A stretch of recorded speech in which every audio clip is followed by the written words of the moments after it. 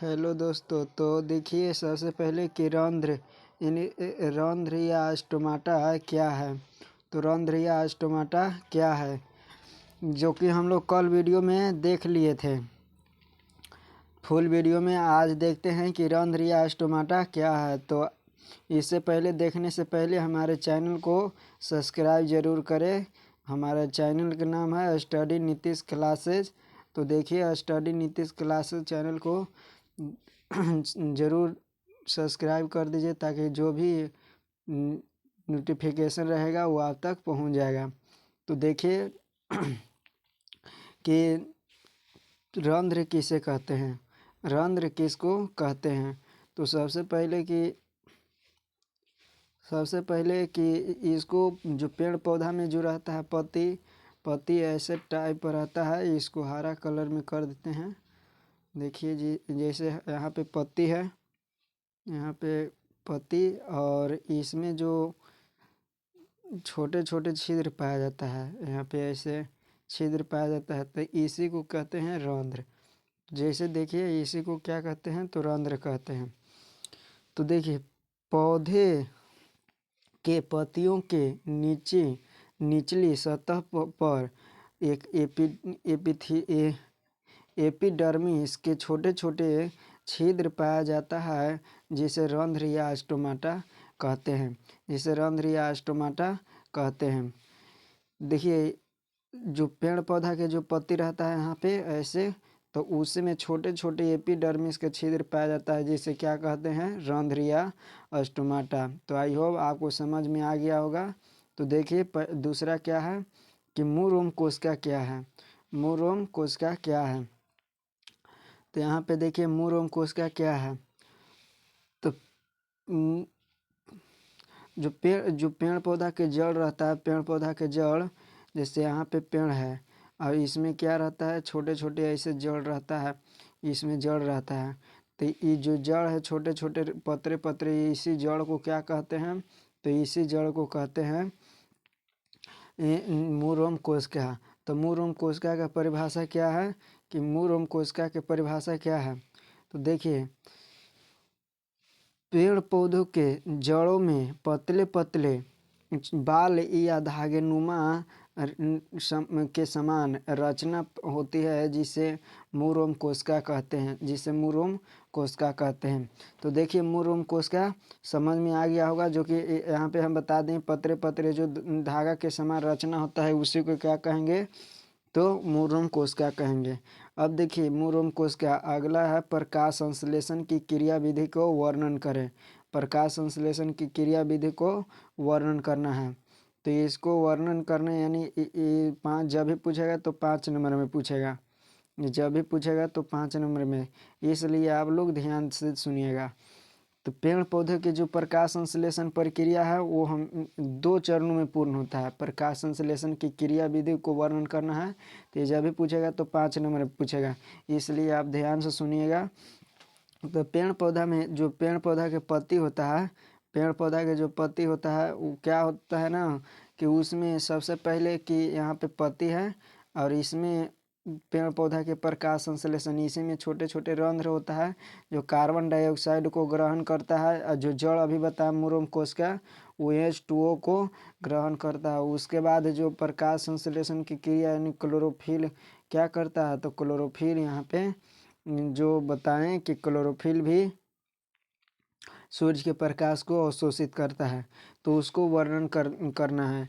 तो देखिए, प्रकाश संश्लेषण की क्रिया विधि 2 चरणों में पूर्ण होता है।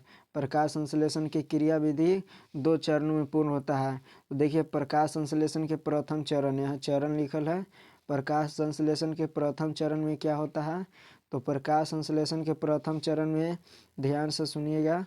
प्रकाश संश्लेषण के प्रथम चरण में क्या होता है कि पौधे के जड़ के द्वारा मिट्टी से अवशोषित जल सूर्य के प्रकाश के उपस्थिति में हाइड्रोजन और ऑक्सीजन में विभक्त हो जाती है। तो ऑक्सीजन वायुमंडल में चला जाता है। अब देखिए, ऑक्सीजन वायुमंडल में चला जाता है, अब यहाँ पे देखिएगा, कहें कि यहाँ पे जब प्रकाश संश्लेषण की प्रक्रिया होता है तो मूल एवं कोशिका यानी जड़ों में पाया जाता है, जो है H2O को ग्रहण करता है। अब यह कहाँ चल जाता है, तो पत्ती में चल जाता है। ये कहाँ चल जाता है, तो ये पत्ती में चल जाता है। तो पत्ती में चल जाता है तो जैसे पत्ती में जाएगा वो प्रकाश के उपस्थिति में हाइड्रोजन को अलग कर देगा और ऑक्सीजन को अलग कर देगा। और ये जो ऑक्सीजन है, ऑक्सीजन को वायुमंडल में छोड़ देगा, और जो हाइड्रोजन है वो क्या करता है, हाइड्रोजन के साथ अभिक्रिया करके ग्लूकोज बनाता है। तो इसको कहते हैं पहला ही, इसको प्रथम चरण कहेंगे। तो देखिए यहाँ पे समीकरण भी दिया गया है। क्या समीकरण है, तो यहाँ पे समीकरण है कि 2H2O यानी H2 सूर्य के प्रकाश में विघटित हुआ, H2 अलग कर दिया, 2H2 अलग कर दिया, O2 अलग कर दिया। तो यहाँ पे देख सकते हैं। अब देखिए आगे क्या है, आगे है कि यह अभिक्रिया सूर्य के प्रकाश में होता है। ये तो जाहिर सी बात है कि जब विघटित करेगा तो सूर्य के प्रकाश की उपस्थिति में होगा। देखिए यह प्रक्रिया सूर्य के प्रकाश की उपस्थिति में संभव होती है, इसलिए इसे प्रकाशीय अभिक्रिया भी कहते हैं। इसलिए इसे क्या कहते हैं, कहेगा कि प्रकाश के प्रथम चरण को क्या कहेंगे, तो प्रकाशीय अभिक्रिया भी कहेंगे। देखिए यहाँ पे प्रकाशीय अभिक्रिया भी कहेंगे, इसलिए याद रखिएगा। दूसरा चरण क्या है, तो दूसरा, पहला चरण याद हो गया होगा आप सभी को। तो देखिए यहाँ पे दूसरा चरण क्या है, तो दूसरा चरण पर ध्यान दीजिएगा। दूसरा चरण क्या हो रहा है कि प्रकाश संश्लेषण के दूसरा चरण में क्या है, तो यह जो वायुमंडल से कौन, तो प्रकाश संश्लेषण के दूसरा चरण में क्या है कि यह वायुमंडल से, इसको और थोड़ा पतला कर देते हैं।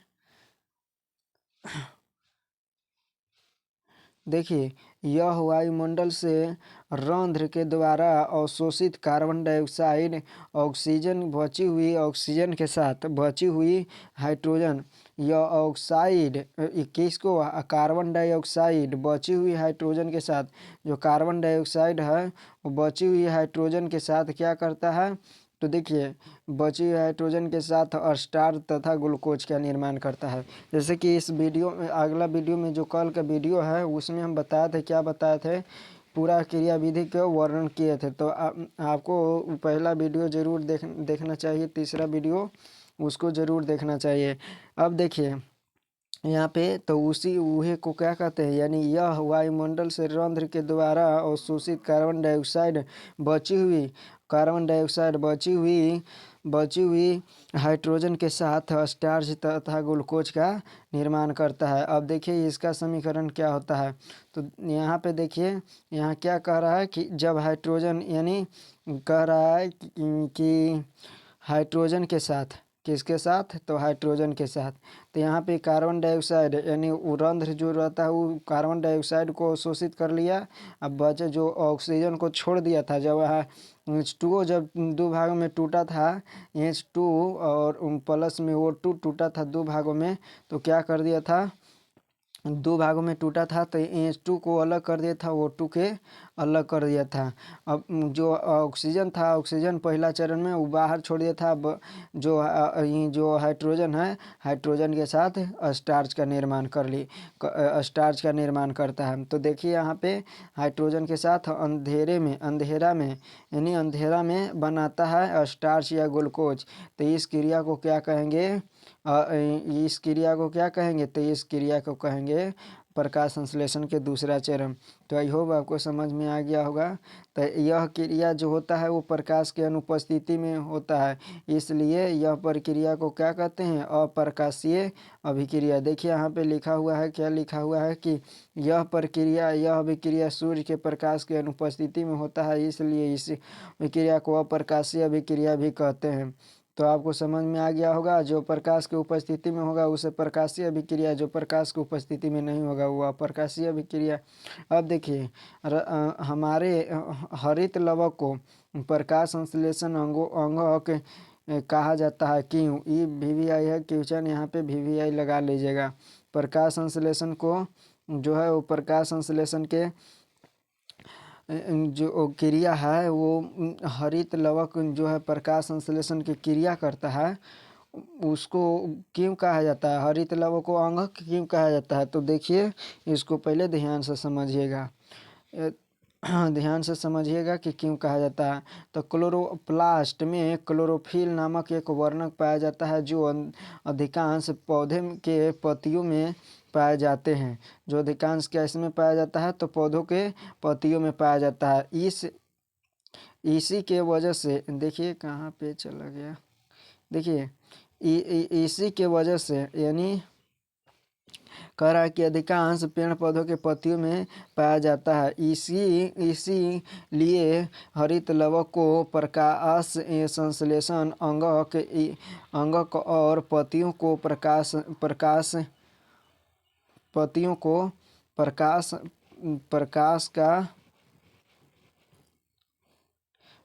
संश्लेषण का अंग कहा जाता है। देखिए प्रकाश संश्लेषण को अंग कहा जाता है। तो आपको समझ में आ गया होगा, इसे प्रकाश संश्लेषण कहेगा कि पत्ती को किचन किसको कहा जाता है, यानी अंग किसको कहा जाता है, प्रकाश तो उसको कहा जाता है पत्ती को, याद रखिएगा पत्ती को कहा जाता है।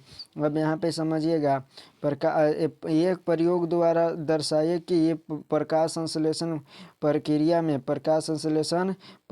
संश्लेषण अभिक्रिया में पेड़ हरित लवक आवश्यक होते हैं क्यों, पेड़ पौधे में हरित लवक आवश्यक होते हैं क्यों। अब देखिए यहाँ पे देखिएगा, इस प्रयोग को दर्शाने के लिए सबसे पहले इस प्रयोग को दर्शाने के लिए कोलियस का एक पता लेंगे। देखिए कोलियस का यहाँ पे पता ले लेते हैं, कोलियस का एक पता लेते हैं और क्रोटॉन के एक चित्तीदार एक पत्ते लेकर क्रोटॉन के एक चित्तीदार पत्ते लेकर, देखिए यहाँ पे चौला होता है, इसमें एक चित्तीदार पत्ता ले लिए। अब पत्ता ले लिए, अब इसको क्या कहते हैं, अब पत्ता लेकर जल के साथ उबालते हैं। थोड़ा देर के बाद गर्म एल्कोहल एवं स्पिरिट में पत्ती को डाल देते हैं। इसके बाद बढ़िया से वाटर बाथ में जल को लेकर एल्कोहल के साथ एल्कोहल या स्पिरिट में प्रखनली के जिसके पत्ती डाला था उस प्रखनली को वाटर बाथ में डालकर गर्म करेंगे तो धीरे धीरे पत्ती से हरा रंग निकल जाता है। स्पिरिट को घुल जाएगी और जब पत्ती पूरी तरह जब सफ़ेद हो जाते हैं तो उस पर बाहर से निकाल कर ठंडी होने के लिए छोड़ देते हैं। थोड़ी देर के बाद सफाई करके ऊपर से आयोडीन के बूंदे डालते हैं तो हम पाएंगे कि पत्ती के कुछ भाग नीला हो जाता है और तथा कुछ भाग पर कोई अच्छा असर नहीं पड़ता है। तो जैसे यहाँ पे देखिएगा, समझिएगा थोड़ा सा, यहाँ पे समझिएगा, जैसे एगो यहाँ पे वाटर बाथ है। देखिए यहाँ पे एक हम ले लिए वाटर बाथ। अब इसको में क्या करेंगे ना कि यहाँ पे सबसे पहले कि इसमें क्या करेंगे कि इसमें जल डालेंगे। इसमें क्या करेंगे तो जल डालेंगे। अब देखिए इसमें जल डालें। अब इसके बाद क्या करेंगे कि इसको सबसे पहले कि एगो कोलियस के पत्ता लेंगे। अब इसको उबालेंगे। इसको क्या करेंगे तो उबालेंगे। जैसे हम लोग ले लिए यहाँ पे कोलियस के चित्तीदार पत्ते। अब यहाँ चित्तीदार पत्ते ले लिए। अब एल्कोहल में उबालेंगे और फिर एक और प्रखनली लेते हैं। अब इसको स्पिरिट इसी में है, इसमें क्या कहते हैं एल्कोहल भी इसी में है और स्पिरिट भी इसी में है, तो यानी दोनों चीज़ इसी में है। अब इसको उबालेंगे। अब इसको फिर से साफ़ करेंगे। अब साफ़ करके अब फिर बाहर निकालते हैं। जब पत्ती को बाहर निकालेंगे, जब यहाँ पे पत्ती निकल गया, जैसे यहाँ पे निकल गया, अब इस पर क्या करेंगे कि पत्ती को यहाँ पे कुछ आयोडीन के बूंद चुआएंगे। तो देखेंगे कि क्या होता है कि आयोडीन के जब बूंद चुआएंगे तो कुछ जौन भाग में आयोडीन के जौन भी भाग में मतलब कि क्लोरोफिल था वो भाग क्या हो जाता है, तो वो देखिए आगे क्या होता है। अब देखिए यह तो इससे साबित होता है कि यहाँ पे क्या है कि पत्ती का कुछ भाग नीला हो जाता है तथा कुछ भाग पर कोई असर नहीं होता है। तो इससे पता चलता है, देखिए कुछ भाग पर कोई असर नहीं होता है, कुछ भाग पर।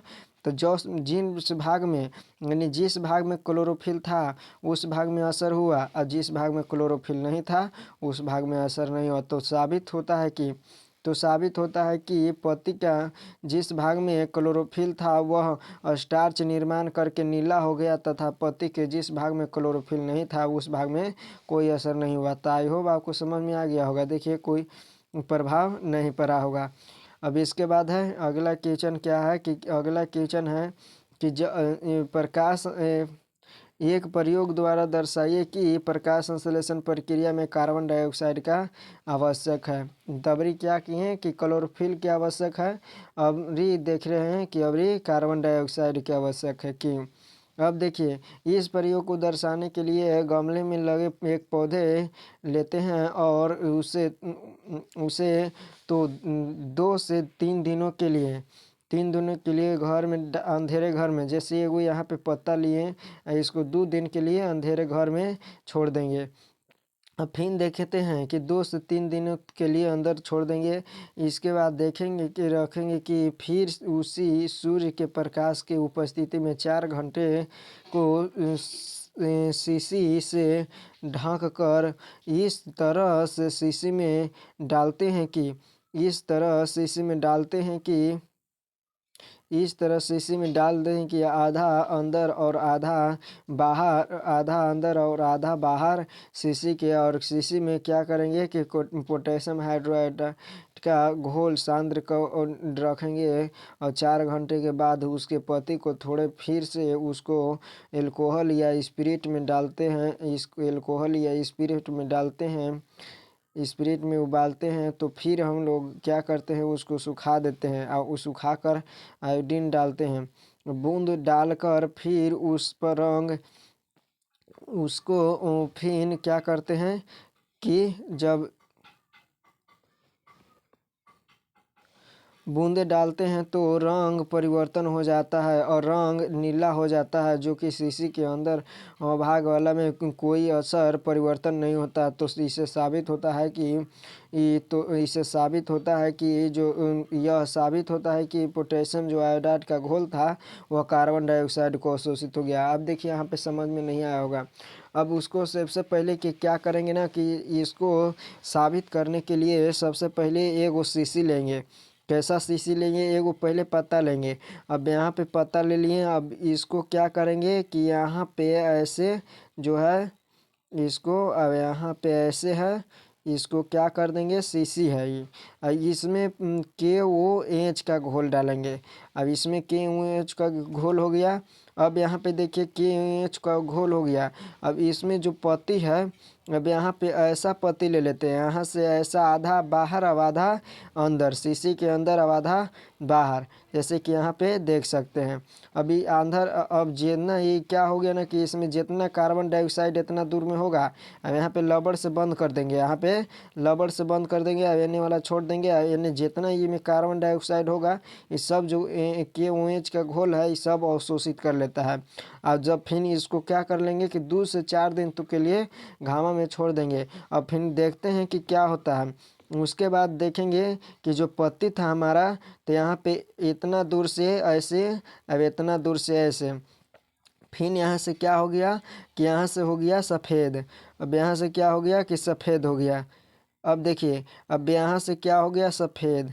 अब यहाँ से सफ़ेद हो गया जौन भाग में शीशी के अंदर था। अब इस शीशिया के अंदर जो सफ़ेद हुआ इतना दूर, तो यहाँ इस पर जब आयोडीन का बूंद चुआते हैं जैसे इसे, तो जौन भाग में कार्बन डाइऑक्साइड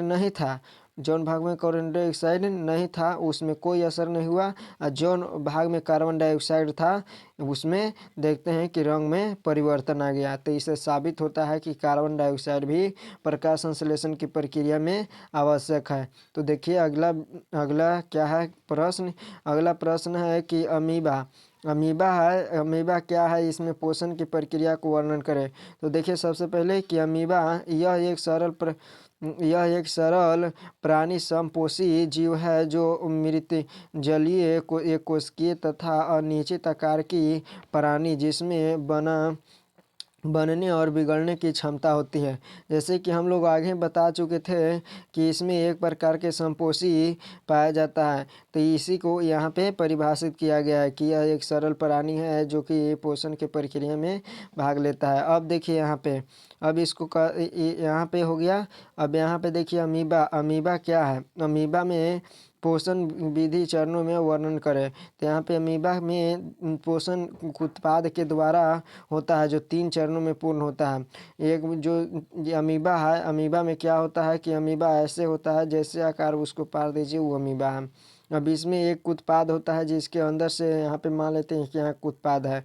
अब भेजे पड़ी से भोजन को अंदर ग्रहण करेगा। अब अंदर ग्रहण करेगा और फिर इसको बाहर निकालेंगे। तब देखेंगे कि अब इसमें जो भोजन के कितने चरण में ये प्रक्रिया होता है, ये कितने चरण में पूर्ण होता है। तो देखिए इसमें 3 चरण में पूर्ण होता है। पहला क्या होता है कि अंतग्रहण द्वारा, पाचन द्वारा, बहिष्करण द्वारा। तब इसको देखेंगे अगले वीडियो में। तो आज के लिए इतना ही। मिलेंगे अगले वीडियो के साथ। तब तक हमारे चैनल को सब्सक्राइब करके रखें जब ताकि जो भी हमारा वीडियो अपलोड होगा वो आप तक पहुंचेगा। तो आज के लिए इतना ही। जय हिंद दोस्तों, मिलेंगे अगले वीडियो के साथ।